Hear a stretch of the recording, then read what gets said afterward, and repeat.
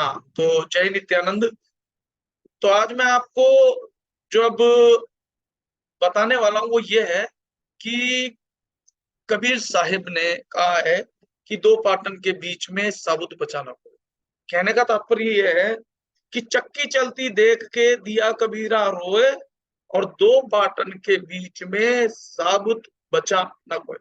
तो मैक्सिमम जो ज्ञान है, जो आपको दुर्गा सप्तशती में मिल जाता है, उसमें क्या है? पहला अध्याय है दो पाटन का मतलब, अगर आप अपने एक को भूल जाते हो और अपने आप को भूल करके उस गहरी निद्रा में चले जाते हो, जैसे कि पहले अध्याय में भगवान श्री हरि विष्णु कई कई वर्षों तक, शायद 1000 वर्ष तक लंबी गहरी नींद में चले गए और अपने आप को भी भूल बैठे। और तब जब आप गहरी नींद यानी आलस्य यानी निद्रा में चले जाते हो, तो निद्रा अवस्था जो होती है वो तामसिक प्रवृत्ति होती है। प्रकृति में तीन ही प्रकार की तत्व हैं, तीन प्रकार के गुण हैं, और वो तीन गुण है सतोगुण, रजोगुण, तमोगुण। तो तमोगुण हो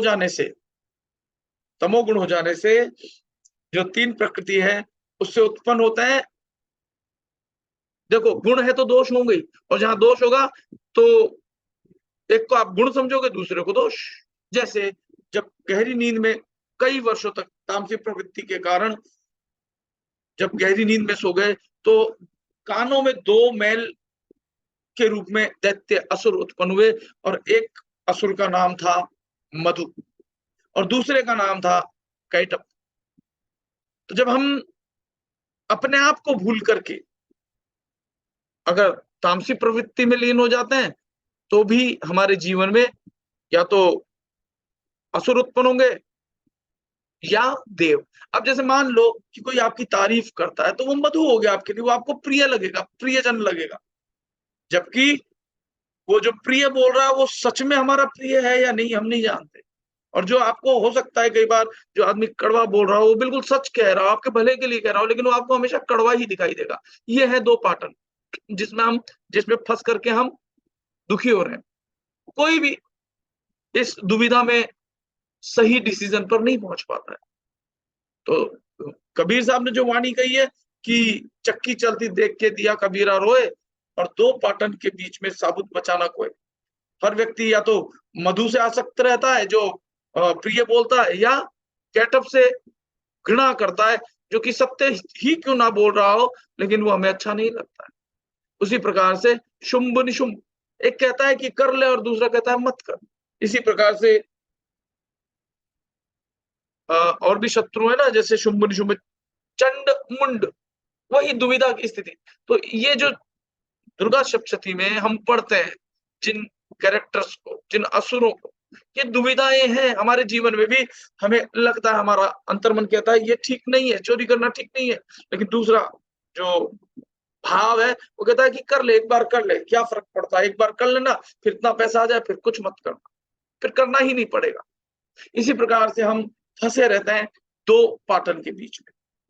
तो जो ये, और इसी प्रकार से गीता में भी भगवान श्री कृष्ण ने बताया है कि निश्चयात्मिका बुद्धि और संशयात्मिका बुद्धि। जो संशयात्मिका बुद्धि है, यही कॉन्फ्लिक्ट है, यही आपको दो पाटन है जिसके बीच में आप फंसे रहते हो, दुखी रहते हो। तो दुर्गा सप्तशती को अगर आप समझना चाहते हो, तो आप लगातार जो यूट्यूब चैनल मैंने बनाया हुआ है, उस पर जो मैं ऑडियो वीडियो डालता हूँ, उसमें जो ज्ञानवर्धक ऑडियो वीडियो उसको आप सुने, और एक बार सुनने से कुछ नहीं होगा, बारंबार लगातार सुनना होगा। तो कहने का मतलब ये है, तात्पर्य है कि त्रिगुणात्मिका माया ये तीन, हर चीज तीन भागों में बटी हुई है। जैसे तमोगुण, रजोगुण, सतोगुण। जैसे मेल एनर्जी में जो ब्रह्मा पैदा करते हैं, विष्णु पालन करते हैं और शिव संहार करते हैं, ठीक उसी प्रकार से जो फीमेल एनर्जीज हैं, वो है, एक है ताकत की देवी, एक है पैसे की देवी, धन की देवी, एक है विद्या की देवी, ज्ञान की देवी। ठीक इसी प्रकार से तीन प्रकार के सतोगुण, रजोगुण, तमोगुण है। इसी प्रकार से ज्ञान भी अगर बांटो तो तीन प्रकार का हो जाता है, वो भी तमोगुणी, सतोगुणी, रजोगुणी हो जाता है। इसी प्रकार से जो आप कर्म करते हो वो भी तीन प्रकार से होता है, शरीर, मन और वाणी।